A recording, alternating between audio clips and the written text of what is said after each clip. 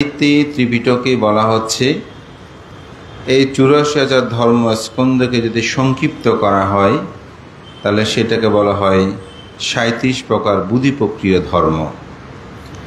স্কন্ধ কি? সাধারণত কোনো শব্দ বা বাক্য যার ভাবত্ব প্রকাশ করে তাকে বলা হয় স্কন্ধ। যেমন পানাতিপাতা বেরামানি শিক্ষাপদাং সমাদিয়ামি, প্রাণী হত্যা থেকে বিরত থাকা শিক্ষাপদ গ্রহণ করছি, এটা হচ্ছে একটা স্কন্ধ। আবার অভিধর্মে যখন আপনি চিত্ত নির্বাণ, সংজ্ঞা, বিজ্ঞান, এখানে একটি শব্দ হচ্ছে স্কন্ধ। অর্থাৎ বেদনা বললে একটা স্কন্ধ, বিজ্ঞান বললে একটা স্কন্ধ, চিত্ত বললে একটা স্কন্ধ। তো বুদ্ধির এই সমগ্র ধর্ম দর্শন ৩৭ প্রকার বুদ্ধি প্রক্রিয় ধর্ম। তা আমরা সবাই শুনি ৩৭ প্রকার বুদ্ধি প্রক্রিয় ধর্ম, ৩৭ প্রকার বুদ্ধি প্রক্রিয় ধর্ম। আসলে ৩৭ প্রকার বুদ্ধি প্রক্রিয় ধর্ম কি? ৩৭ প্রকার বুদ্ধি প্রক্রিয় ধর্মকে ৭টি ভাগে ভাগ করা হয়েছে। সেখানে প্রথমে বলছে ৪ই স্থিতিপ্রস্থান, ৪ই সম্মুখ প্রদান, ৪ই ঋদ্ধিপাদ, পঞ্চবল, পঞ্চ ইন্দ্রিয়, সপ্ত ভোজ্যঙ্গ এবং আর্যষ্টাঙ্গিক মার্গ।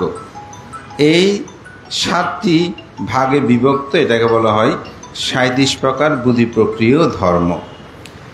৩৭ প্রকার বুদ্ধি প্রক্রিয় ধর্মের প্রথম যেটা, সেটা হচ্ছে ৪ই স্থিতিপ্রস্থান।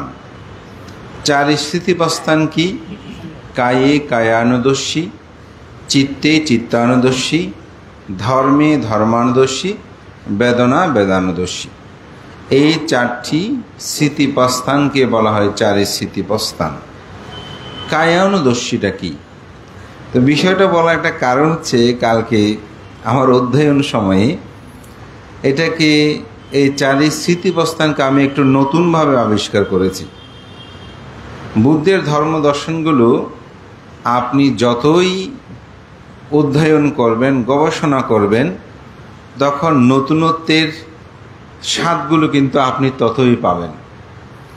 আমি ঠিক কালকে অনেকটা সেরকম একটা জিনিস খুঁজে পেয়েছি যেটা আমাকে খুব প্রীত করেছে। তো গরুর জবর কাটে না, খাওয়ার পরে সারা রাত সে জবর কাটে। তো কথা আছে, প্রথমে খেয়ে সে পেটের মধ্যে সব ঢুকিয়ে ফেলে, তারপর সারা রাত ব্যাপী সেগুলো বের করে করে চাবাতে থাকে। বুদ্ধের ধর্ম দর্শনটা যদি আপনি যতই এভাবে গবেষণা করবেন, এটাকে যত চর্চা করবেন, ততই সেখানে আপনি অমৃতের রসটা পান করতে পারবেন। গতকাল আমার মধ্যে তেমনটা একটা হয়েছে এই ৪ই স্থিতিপ্রস্থান বিষয়টা নিয়ে। তো সেখানে সময়ের বিষয় আছে, আমি দেখি কয়েকটা বলতে পারি কিনা। প্রথম হচ্ছে কায়ানুদর্শী, অর্থাৎ কায় তো বুঝেন, কায় মানে দেহ। আমার এই দেহকে দেখা। আমরা সাধারণত দেখা বলতে বলছি যে পেটের ফুলে কমছে, শ্বাস প্রশ্বাস নিচ্ছি, এভাবে আমরা সাধারণত কায়ানুদর্শীটাকে চিন্তা করি। কিন্তু এই কায়ানুদর্শীটাকে আসলে একটু ভিন্নভাবেও চিন্তা করা যায়। তার পূর্বে আমি একটু প্রাথমিক কথাটা বলবো, যেটা আপনারাও সবাই জানেন। সেটি হচ্ছে, যখন কেউ আপনার একজন সাধক যখন তিনি বসে সাধনায় নিরত হয়, প্রথমেই তিনি তার নিজেকে দেখে। কি দেখে? একবার শ্বাস গ্রহণ করছে, আরেকবার তিনি ত্যাগ করছে। এটাকে সাধারণত বলা হয় আনাপানা স্মৃতি আমরা বলি। এবং এই শ্বাস নেওয়া এবং ত্যাগ করা, এই দুটির মধ্যে আসলে কায়ানুস্মৃতির প্রথম এটি অবলম্বন মাত্র। কিন্তু এটি যে যখন আপনি প্রথমে ৪ই ভূত ধাতু, এটাকে যখন আপনি অবলোকন করবেন, যেমন অপধাতু, তেজধাতু, বায়ুধাতু, পাঠাবি ধাতু, এটাকে পরবর্তীতে আবার ২৪টি ভাগে ভাগ করা হয়েছে। কিন্তু প্রথমে যদি আমরা দেখি এই ৪ই বিষয়টাকে, আপনি যখন কায়ানু দর্শনে যাবেন, তখন নিজের দেহ অবয়বের মধ্যে যদি আপনি এটাকে উপলব্ধি করতে পারেন যে এখানে অনিত্য, দুঃখ, অনাত্মা, তখন দেহের প্রতি আপনার একটি বিরাগ ধাম্য উৎপন্ন হবে। আমরা তো শুধু বলছি অসুচি, সাধারণত আমরা কায়ানুদর্শীর ক্ষেত্রে অসুচি বিষয়টা আনি, কিন্তু একজন সাধক তিনি বলছেন যে এখানে আপনি শরীরের মধ্যে যদি অনিত্য, দুঃখ, অনাত্মা বিষয়টাকে অবলোকন করতে পারেন, অনুধাবন করতে পারেন, তাহলে এই দেহের প্রতি আপনার একটা বিরাগ উৎপন্ন হবে। বিরাগ ধাম্মাসাট্য, বুদ্ধ বলতে ধর্মের মধ্যে সর্বশ্রেষ্ঠ হচ্ছে বিরাগ। বিরাগ না হলে প্রব্রজ্য নেওয়া যায় না, সংসারের প্রতি বিরাগ হতে হয়। ঠিক দেহের প্রতি একটি বিরাগ উৎপন্ন হতে হবে যে আমার এই দেহ অনিত্য, যাহা অনিত্য তাহা দুঃখ, যাহা দুঃখ তাহা অনাত্মা আমার নয়। এই দেহকায়ের প্রতি যদি আপনার এই চেতনাবোধটা জাগ্রত হয়, এটাকে যখন আপনি উপলব্ধি করবেন, তখন দেহের প্রতি আপনার কোনো আকর্ষণ আর থাকবে না। দেহের প্রতি যখন আকর্ষণ থাকবে না, তখন দেহ নিয়ে অহংকার সৃষ্টি হবে না, শক্তি নিয়ে অহংকার সৃষ্টি হবে না। শক্তি নিয়ে, দেহ নিয়ে তিনি আর কোনোরূপভাবে অহংবোধটা তার মধ্যে জন্মগ্রহণ করবে না। অহংকার যখন আসবে না, তখন কিন্তু আপনি নির্বাণ পথের একজন প্রতীক হবেন, যেটা করণীয় মেত্তা সূত্রের মধ্যে বুদ্ধ বলছেন যে করণীয় মেত্তা কুশলেনা ইয়ান্তাং সন্তাং পদাং আবিসামেসা সাক্য উজুসা সুজুসা সোবার সসমুদওয়ানাতিমানি। বুদ্ধ বলছেন নির্বাণ লাভিচ্ছুক ব্যক্তির করণীয় কর্তব্য, তিনি সক্ষম, সরল, অতি সরল, সুবাধ্য, কোমল, এবং তিনি অহংকার শূন্য হবেন। অভিমান মানে এটা অহংকার। এই অহংকারটা বুদ্ধ ধর্ম দর্শনে এটি সার সংগ্রহ গ্রন্থে এটাকে 5টি ভাগে এখানে ভাগ করা হয়েছে। তো পৃথিবীতে কিছু মানুষ এজন্য রূপের অহংকার করে, অর্থাৎ আমি এরকম সুন্দর, এভাবে মানুষ অহংকার করে না। দেখবেন নিজে অহংকার করতে গিয়ে অপরকে তুচ্ছ তাচ্ছল্য করে। যখন তিনি কায়ানুদর্শী হয়, নিজেকে দেখে যে এই দেহটা অশুচিতে, আপনারা জানেন, আমি সেটা বলতে চাচ্ছিলাম না, আমার গতকালের যে চিন্তা সেটা বলতে, তবু একটু বলি যে এটা পুতু, দুর্গন্ধময়, 32 প্রকার অশুচি পদার্থে পরিপূর্ণ। সাধারণত কায়ানুদর্শে আপনারা এটা শুনেছেন অনেকবার, কিন্তু এটাকে এক জায়গায় দেখা যাচ্ছে একজন সাধক তিনি সেখানে এটাকে অনিত্য, দুঃখ, অনাত্মা দিয়ে ব্যাখ্যাটা করেছেন। যখন আপনি বলবেন যে এই শরীরটা অনিত্যময়, অর্থাৎ এটা পরিবর্তনশীল, এটি প্রতিনিয়ত পরিবর্তন হচ্ছে, যেহেতু সুন্দর এই সুরম ও রূপতায় পূর্ণ ছিল, সেটা আবার আস্তে আস্তে সেটা মলিনতার দিকে ধাপমান হয়েছে, এবং একসময় এটাকে ত্যাগ করতে হয়েছে, যেটা মুকুলবাবুও কিন্তু করেছেন। অর্থাৎ এই দেহ ছেড়েই তাকে চলে যেতে হয়েছে। অর্থাৎ এই চেতনাটা যখন আপনার মধ্যে, অন্তর্জগতের মধ্যে জাগ্রত হবে, তখন রূপের অহংবোধটা আপনার মধ্যে উৎপন্ন। রূপের অহংকারটা যখন আপনার মধ্যে থাকবে না, তখন আপনি নির্বাণ পথে যাওয়ার জন্য, অহংবোধ যখন ত্যাগ হবে, তখন তো আপনি নির্বাণ পথে যাওয়ার যে পথ, সে পথে আপনি গমন করবেন। কারণ যখনই মানুষের মধ্যে রূপের অহংকার থাকে, বৃত্তের অহংকার থাকে, শক্তির অহংকার থাকে, বংশের অহংকার থাকে, খ্যাতির অহংকার থাকে, তখন দেখবেন সে মানুষ ধর্মপূর্ণ করতে চায় না, এবং করতে গেলেও তিনি পদে পদে মানসিকভাবে দুঃখকে বরণ করে অপরের কাছে তিনি হেয় প্রতিপন্ন হন।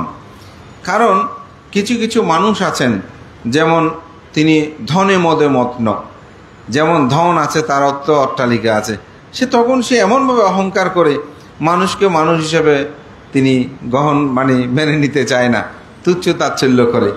কিছু মানুষ আছে বংশ মদে মত্ন, আমি সৈয়দ বংশ, আমি বড়ুয়া, আমি তালুকদার, এভাবে অনেকে অহংকার করে। তো এই অহংবোধগুলো তার মধ্যে সেটা অনেক সময় জাগ্রত।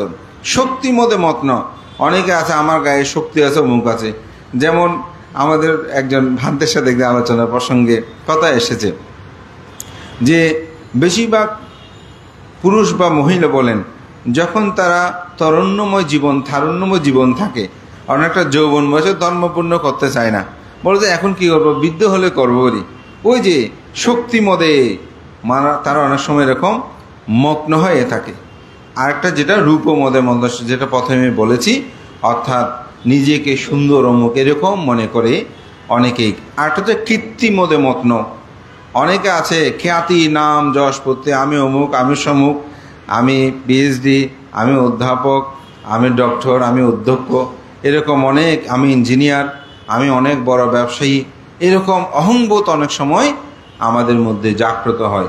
এটা ভেবে তিনি পুণ্যময় ধর্মময় এই অনিত্যময় চিন্তাগুলো তার মধ্যে জাগ্রত হয় না। তো সেজন্য আপনি শুধু এই কায়ানুদর্শিতা যখন করা হবে, তখন তার মধ্যে রূপের অহংবোধটা যখন চলে যাবে, রূপের অহংবোধটা যখন তার মধ্যে থাকবে না, তখন তিনি কিন্তু নিজেকে উপলব্ধি করবেন যে রূপের প্রতি তার আসক্তি এটা আর জাগ্রত হয় না। সেজন্যই বলছে আসলে কায়ানুদর্শী শুধু 32 প্রকার অসুচি পদার্থের যে স্মৃতি, সেটাই সাথে সাথে আপনি এটাকে একজন সাধক অনিত্য দুঃখ অনাত্মা দিয়ে সেটাকে ভাবতে পারেন। যখন সেই ভাবনাটা তার মধ্যে জাগ্রত হয়, তখন তিনি আর এই দেহের প্রতি কোনো আসক্তি থাকে না।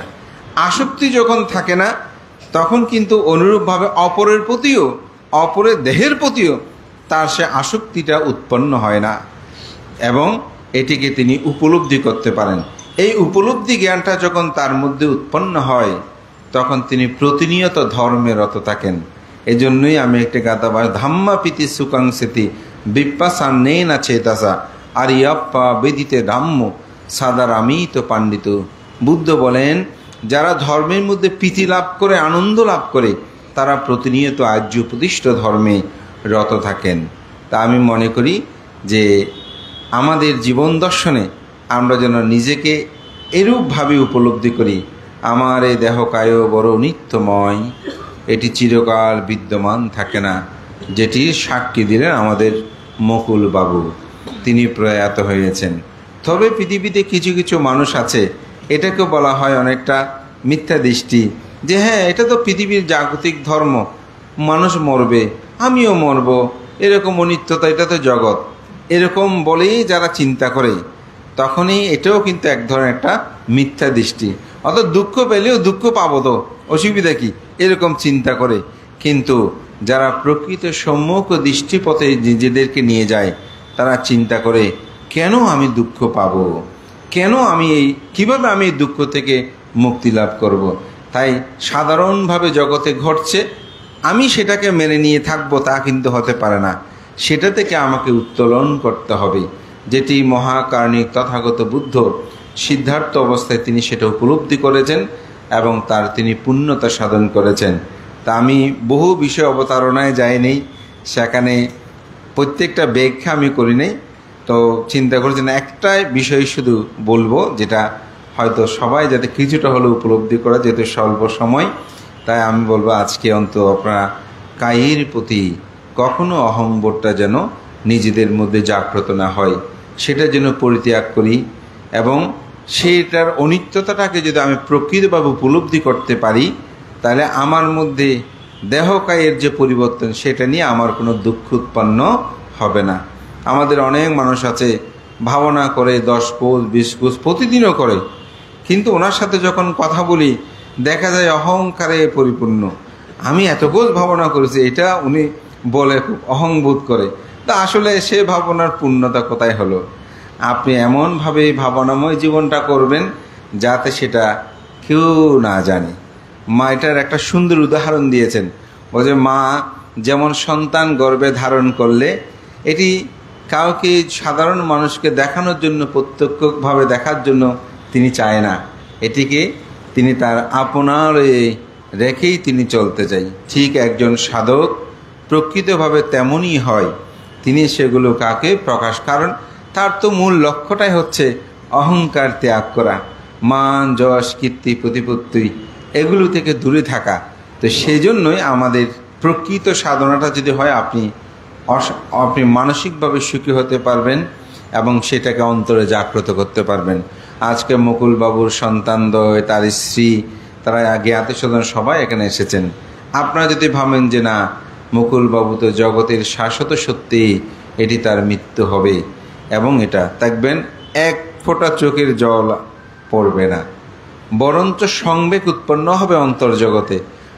তিনি এত কিছু করেছেন, তিনি থাকতে পারেনি, আমাকেও চলে যেতে হবে, সুতরাং আমি যেন সবসময় সৎ কাজ করি, ভালো কাজ করি, পুণ্যকর্মগুলো সম্পাদন করি। এই চেতনা যখন জাগ্রত হবে, তখন তাকে দান করার জন্য বলতে হবে না, শীল পালন করার জন্য বলতে হবে না, ভাবনা করার জন্য বলতে হবে না, তিনি নিজেই সেটা সম্পাদন করবেন। তাই বুদ্ধ বলেছেন, এসা বুদ্ধ অতীতাসা সমুদ্র বালুকোপমা দানাং বা আদিং কাত্তোয়া সম্বুদিং সালাবান্তিতে। সমুদ্রের বালিকারাশি সদৃশ্য যেসব বুদ্ধ অতীত হয়েছেন, সমগ্র বুদ্ধগণ সর্বাগ্যে তারা দান ও পারামিতা পূর্ণ করেছেন।